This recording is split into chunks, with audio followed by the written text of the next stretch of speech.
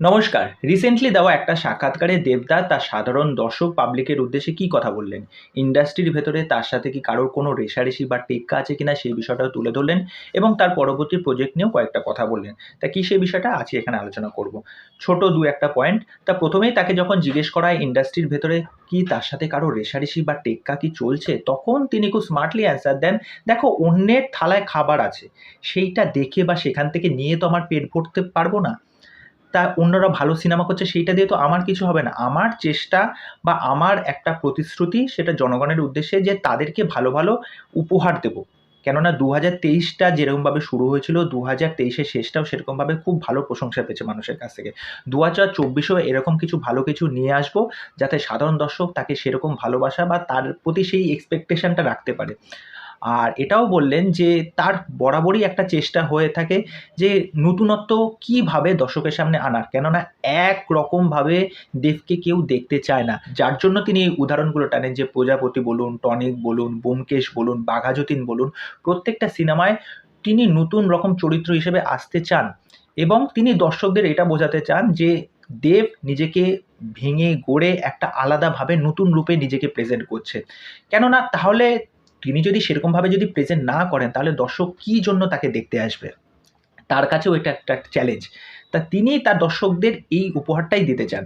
আর এটাও বলেন যে প্রত্যেকবার যে ব্যাটে বলে যে ৬ হবে সেটা তো একদমই নয়। বক্স অফিসে একটা হিউজ কালেকশন হবে সেটা তো কখনোই সম্ভব নয়। কিন্তু সাধারণ দর্শক যারা আমাকে দেখতে আসে বা আমার কাজটাকে দেখতে আসে তারা জানুক বা বুঝুক যে আমি কি লেভেলের পরিশ্রমটা করি।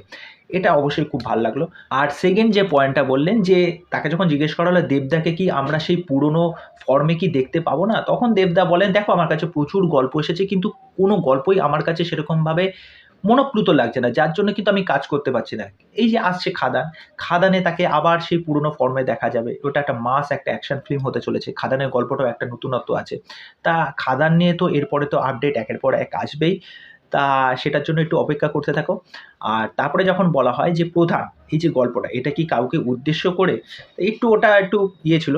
তা তখন খুব দেবদা খুব বুদ্ধিমত্তার সাথে বলে যে অ্যাকচুয়ালি এই সিনেমাটা হচ্ছে সেই সমস্ত ওয়েস্ট বেঙ্গল পুলিশের উদ্দেশ্যে যারা 24 আওয়ার সারা বছর ধরে আমাদেরকে নানা রকম সুরক্ষা দিয়ে থাকে, তারা সার্ভিস দিয়ে থাকে। কেন অ্যাকচুয়ালি তাদের তো কোনো রকম ছুটি থাকে না, তাদের ফ্যামিলি থাকা সত্ত্বেও তারা টাইম দিতে পারে না। তারা কিভাবে সাধারণ দর্শকদের উদ্দেশ্যে অক্লান্ত পরিশ্রম করে কাজ করে যাচ্ছে, তাদের উদ্দেশ্যেই হচ্ছে প্রধান সিনেমাটা। তা এই হলো কয়েকটা বিষয় তিনি আমাদেরকে জানালেন এবং এই ইন্টারভিউ থেকে এই তথ্যগুলো উঠে আসলো। এই ইনফরমেশনগুলো তোমাদের কেমন লাগলো সেটা আমাকে অবশ্যই কমেন্ট করে জানাও। তোমরা দেবদার এই কথায় কতটা সমর্থনযোগ্য, তোমরা দেবদার কতটা কাছের, আ সেই বিষয়টাও আমাকে জানাও। তা চলো আজকের ভিডিও এখানেই শেষ করছি। আর বিশেষ কিছু নেই। পরবর্তী নেক্সট ভিডিওতে আবার দেখা হচ্ছে। আর খাদান নিয়ে যখন আপডেট আসবে অবশ্যই তোমাদের সাথে সেটা শেয়ার করব। আর চ্যানেলে যারা ১ম বার ভিজিট করতে এসেছো তাদেরকে ওয়েলকাম। চ্যানেলে এসেই তোমাদেরকে যে কাজটা করে দিতে হবে আমার চ্যানেলটাকে সাবস্ক্রাইব করে দাও। পাশে থাকা বেল আইকনটা ক্লিক করে দেন, নোটিফিকেশন অল করে নাও। আজকে এখানেই শেষ করছি। নমস্কার।